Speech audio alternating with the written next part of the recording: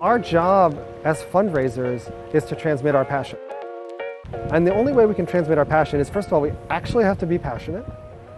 And second of all, we have to help the person we're talking to see what we see. And they can see the challenge that we see, although more often than not, it's better to have them see the opportunity that we see. But where we struggle is, if I've been working on something for a decade and I meet you for the first time, and I start my story on year 9, you're just kind of confused. And I'm talking a language that you don't speak. So we bridge the gap with narrative, and we bridge the gap with story. And so a really good story will be an entry point for someone who has never lived what I've lived.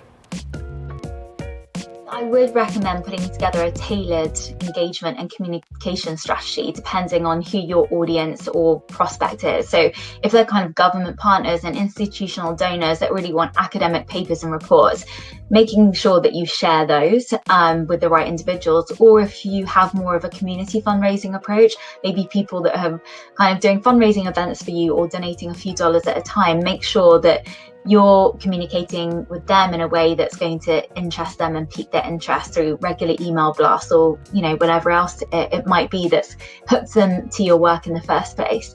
No matter what type of donor you are, I'm sure you're just a very busy person. We all have life happening around us all of the time, and so sometimes it can be really difficult to make time to read long emails and kind of other long documents, and just so having really bite-sized pieces of information that people feel that they can just drop in and drop out of and read and consume really quickly, I think is also really effective.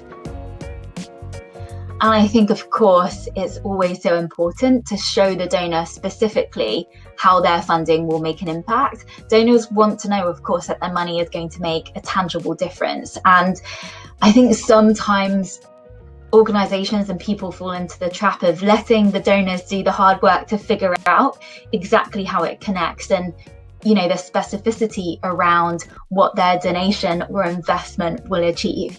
So just make sure it's crystal clear and aligns with exactly what they're trying to do too.